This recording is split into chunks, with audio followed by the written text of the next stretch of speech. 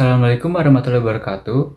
My name is Nafaldo Gustianto and I'm recording this video to complete my assignment for the subject Islamic education by answering these questions about euthanasia in Islam.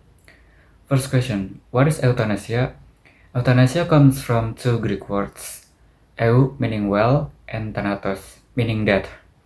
So it can be interpreted that to a good or easy death. The American Medical Association's Council on Ethical and Judicial Affairs defines it as the act of bringing about the death of a hopelessly ill and suffering person in a relatively quick and painless way for reasons of mercy. Euthanasia itself is when a physician injects a patient with a drug with the intent to kill the patient quickly. This is usually done by the physician when the disease is too fatal or can be cured at all, and with the consent of the family and the patient themselves. Second question, what is active euthanasia and what is the Islamic ruling or hukum on it? Active euthanasia is a narrow construal of euthanasia. This is real euthanasia because it refers to intentional death of a terminally ill patient by action. Technically, active euthanasia excludes suicide, assisted suicide, and physician-assisted suicide. However, there are three types of active euthanasia, and the difference between them is mainly based on the nature of the patient's consent. 1. Voluntary euthanasia. It occurs whenever a competent and informed patient autonomously requests euthanasia to themselves. 2. Non-voluntary euthanasia. It occurs whenever a person is incapable of forming a judgment or expressing a wish in the matter. For example, a defective newborn or an adult in the coma state. 3. Involuntary euthanasia. It occurs when the person expresses a wish to live but is nevertheless killed or allowed to die.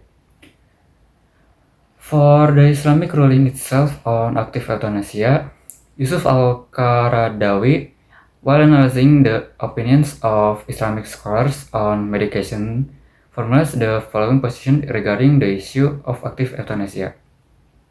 This act, active euthanasia, is Islamically forbidden for it encompasses a positive role on the part of the physician to end the life of the patient and hasten his death through lethal injection, electric shock, a sharp weapon, or any other way.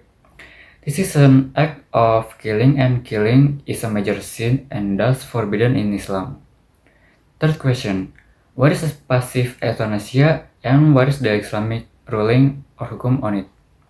Passive euthanasia is also known as euthanasia by omission or as negative euthanasia.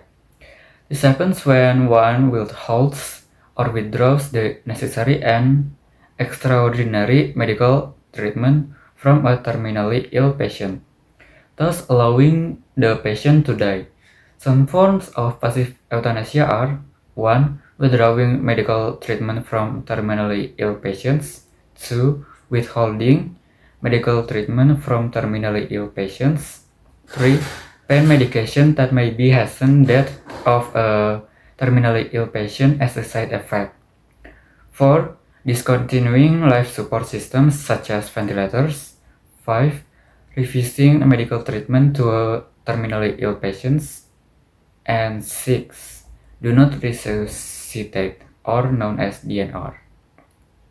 Islamic ruling or hukum for passive euthanasia, according to Al-Qaradawi, he says, as for the suspension of medical treatment via preventing the patient from his due medical medication, which is from a medical perspective thought to be useless. This is permissible and sometimes it is even recommended. Thus, the physician can do this for the sake of the patient's comfort and the relief of his family. Nothing is wrong in this. And for the last question, what does the International Human Rights Law say about active euthanasia? International human rights law does not explicitly permit or prohibit active euthanasia, but several principles are often used to support or opposite. The right to life, according to the Article 6 of the ICCPR, is commonly cited by opponents who argue that allowing euthanasia undermines the state's duty to protect life. However, the supporters of the international human rights points to the right to be free from inhuman or degrading treatment, according to Article 7, and the right to privacy and autonomy, according to Article 17, to argue that people should have the choice to end unbearable suffering. The European Court of Human Rights itself has ruled that while there is no right to die under the European Convention on Human Rights, the European countries have some freedom to decide whether to allow euthanasia. Countries like the Netherlands and Canada permit euthanasia under the strict rules, while others continue to ban euthanasia. In short, international human rights law leaves the issue of active euthanasia to national governments as long as they respect broader human rights principles. And that's all of my answers for these four questions about euthanasia in Islam. If I do make any mistakes while answering these questions, please forgive me. Thanks for watching. Wassalamualaikum warahmatullahi wabarakatuh.